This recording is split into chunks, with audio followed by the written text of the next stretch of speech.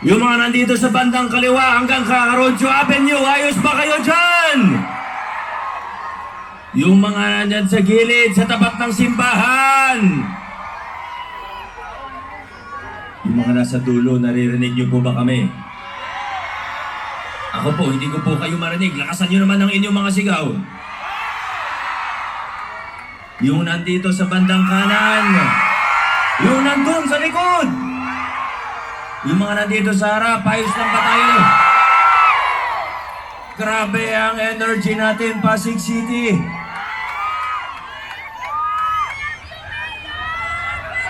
Pinabati din po natin ang mga kasama na nasa upper box. Anong ginagawa mo dyan, huy? Ingat ka, kuya. Baba ka na po. Yung mga nandito sa harap, mga barangay officials, mga kapitan, maraming salamat po sa inyo. Yung mga senior po natin, kasama na ibang market vendor.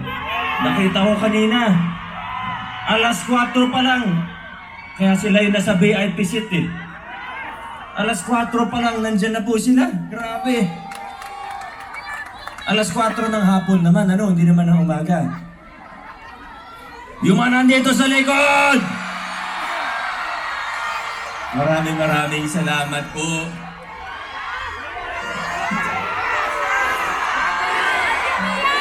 Teka lang, mga kasama. Konting katahimikan lang po. Yung mga nasa upper box!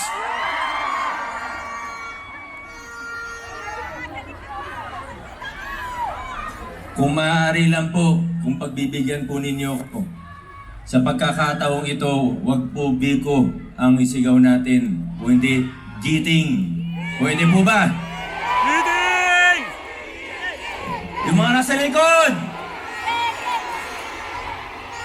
Hindi po kayo sabay-sabay! Giting! Giting! Giting! Maraming salamat po. Siyempre, kailangan ko rin pasalamatan ng unahin ko na po ang aking ama. Alam niyo, nung tuwing nagsasabi po siya na gusto niyang sumama sa ating mga caucus, ating mga rally, lagi ko po sinasabi na pa, okay lang naman, baka mapagod ka. At ang lagi niya pong sinasagot sa akin, bakit? Bata pa naman ako . Parang magkapatid lang po kami, Masakit, ako pa daw yung mas matandang kapatid. Siyempre, kailangan ko rin magpasalamat sa aking nanay. Nandito po si Mama. Nung nalaman niyang pupunta si Papa, sabi ko kasi kay Mama, huwag ka na sumama kasi baka mapagod po. Baka mapagod ka. Sabi niya sa akin, bakit si Papa mo pwede pumunta, ako hindi? Pero siguro, makinig ka. Siguro ito na yung tamang pagkakataon para humingi ako ng tawad sa'yo. Kasi, alam niyo, sa pag-iikot ko paminsan, madalas kong nabibiro na ang nanay ko ay si Ruby Rodriguez. Sorry joke lang naman po yun. Yung mga nasa likod, may energy pa po ba tayo? Yung mga nasa bandang gitna, mabango pa ba yung katabi ninyo?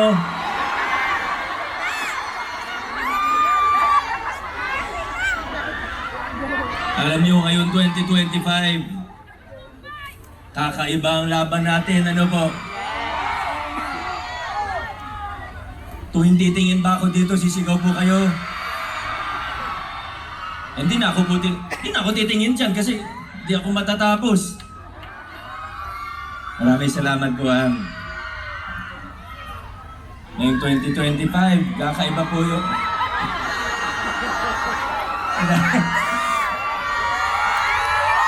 Nakabutin tayo ng hating gabi dito gusto nyo hanggang madaling araw tayo dito,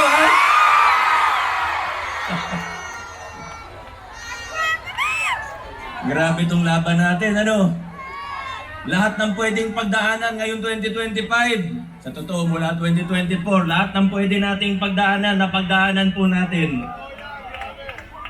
Kakaiba itong laban natin ng 2025. Lahat ng style, sinubukan gawin sa atin.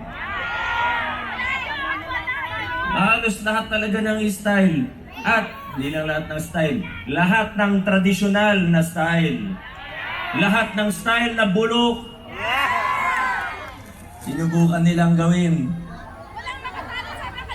Lahat ng fake news, troll farm, kasinungalingan, paninira, mga polyeto na pinamamahagi, vote buying, press conference, pangalawang press conference, pangatlong press conference.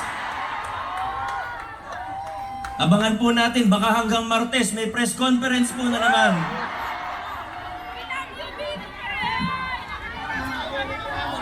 Pero sa gitna ng lahat, ako po ay taus-pusong nagpapasalamat sa inyo dahil hindi niyo po kami binitawan. Ako po ay taus-pusong nagpapasalamat sa inyo dahil sinuportahan po ninyo hindi lang ang inyong mayor. Ang sinuportahan po ninyo ay hindi lang ang kandidato, hindi lang ang politiko. Ang sinuportahan po ninyo ang magagandang pagbabago at reforma na ginawa po natin sa lungsod ng Pasig. Ang sinuportahan po ninyo ay ang pagtataguyod ng mabuting pamamahala sa lungsod ng Pasig. Yan po ang tinindigan natin, pinaglaban natin mula 2019. Magpapasalamat tayo sa lahat ng mga tumulong sa atin, sa lahat ng mga nakasama natin mula taong 2019. Siyempre kasama na po dyan si Tito Sen. Naalala niyo po ba noong 2019, wala tayong entablado dito. Kahit malaki, pag mga ordinary, pang-araw-araw nating caucus, alam niyo naman, wala po talaga kaming entablado. Gusto namin mas malapit sa tao. Konting sound system, minsan nga isang speaker lang, okay na po. Basta makasama po namin kayo. Pero siyempre, pag medyo malaking venue na, gaya ng Plaza Rizal, kung wala tayong stage, hindi nyo kami makikita dun sa likod. Pero noong 2019, ano pong gamit natin stage noon? Naalala niyo pa po ba? Sa speaker kami tumayo. May speaker, may monoblock. Yun na yun.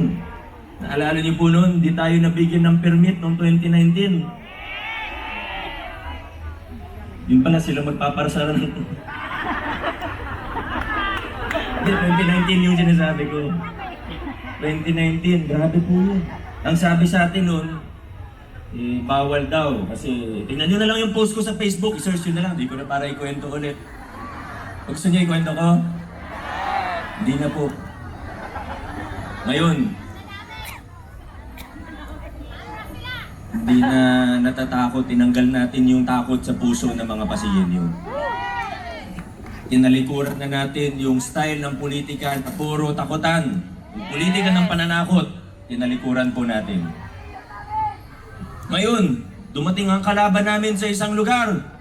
Walang problema. Ako pa nga pong unang nagsasabi na dapat pag may dumating, kakampi, kalaban, dapat respetuhin natin, galangin natin. Pag binati tayo, batiin natin. Pag kinamayan tayo, kamayan din po natin sila. Pero wag natin sila iboboto.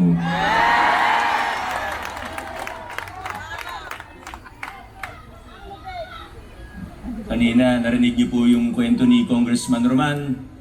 Nagbalik tanaw po siya, 2019, lahat ng pinagdaanan natin. Pero yung mga pinagdaanan natin noon, na yun yung naging inspirasyon natin nung tayo po ay nanalo na nung eleksyon noong 2019. Unang yugto ng pagbabago, hindi po naging madali. Nilabanan natin, mala sindikatong grupo, na sila may hawak ng procurement. May public bidding kunyari, pero alam naman natin ang katotohanan. Yung tinatawag na diploma system, kung saan bibigay na lang yung kontrata. Yung mayor na lang mamimili kung sinong ginagawa ng kontrata. Lahat, kung anong budget, kung anong approved budget to the contract, sagad-sagad. Hindi naman sikreto yung mga kickback. Hindi sikreto yung SOP. Pero 2019, tinanggal natin ang lahat ng yan.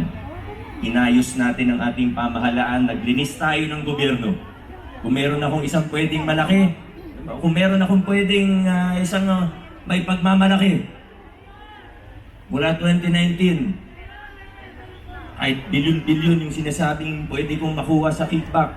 Nung una ako naupo, yung mga nagpanggap na kasama ko, kaalyado ko nung eleksyon, nung nanalo na, yung iba sa kanila, bumubulong sa akin. Malaking pera yan. Akala ko, kaisa sa pagbabago. Yun pala. Iba ang balak, iba ang intensyon. Pero pinatunayan natin sa kanila na pwedeng talikuran ng lahat ng yun.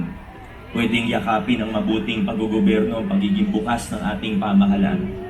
Kung meron akong isang pwedeng ipagmalaki, yan po ay na mula 2019, kahit isang piso, wala akong tinanggap sa mga kickback na yan. Kaya akong tumingin mata sa mata kahit kanino para sabihin po yan.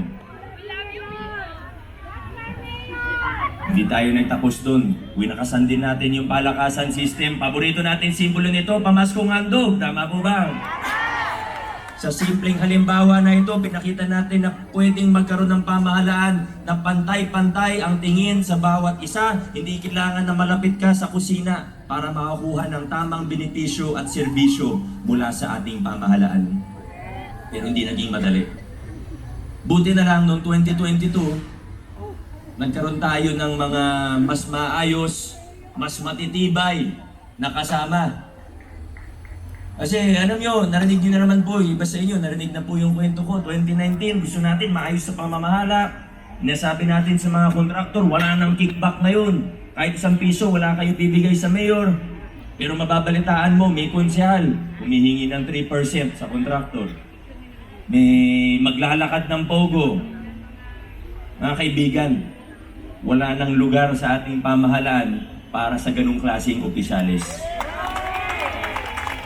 Noong 2022, binigyan niyo po ako ng mga kasama, binigyan niyo po ako ng maayos na kasama na kapareho natin ng prinsipyo.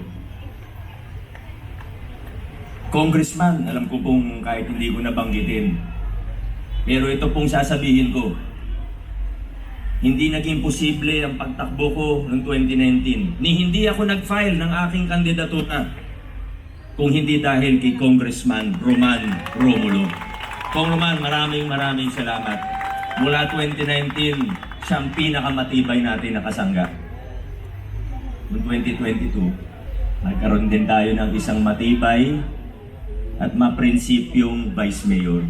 Buti na lang, nagkaroon na tayo ng Vice Mayor ngayon na pumapasok, nagkaroon na tayo ng Vice Mayor na hindi pala absent, napaka-professional. Alam niyo po kung gaano ka-professional ng Vice Mayor natin.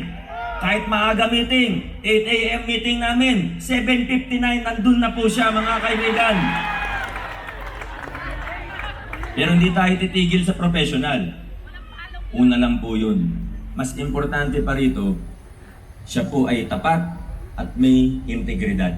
Inayos niya ang City Council natin. Dahil sa kanya, tumaas ang antas ng ating konseho at ang serbisyo nito. Vice Mayor Dodot, maraming salamat sa ginawa ninyo para sa ating City Council at para sa ating lungsod. Siyempre, mga kasama natin konsehal, lagi nyo naman pong naririnig sa akin yung halimbawa na para tayong isipin natin nakasakay tayo sa isang sasakyan. Kung ang driver gustong dumiretso, hindi pwede na may pasahero na gustong agawin yung manibela para lumigo-ligo. Disgrasya po yun. Mga kaibigan, ang laban natin ngayon 2025 ay hindi lang po tungkol sa politika. Ang laban natin ngayon 2025 ay hindi lang para kay Vico, Roman, Dodot o kung sinong politiko. Ang laban natin ngayon, dito sa laban natin ngayong 2025, inaayawan natin yung mga lumang kalakaran at yung mga taong gusto tayong umatras pabalik sa mga lumang kalakaran na ito. Ba't gusto nila sa lumang kalakaran? Di naman natin siguro kailangan maging genius Gusto nila sa lumang kalakaran kasi sila yung mga nakikinabang doon. Pansinin po ninyo, yung mga kakilala nitong namamayagpag, yung sila lagi nung panahon na yun. Yung sila lagi may hawak ng mga malalaking kontrata,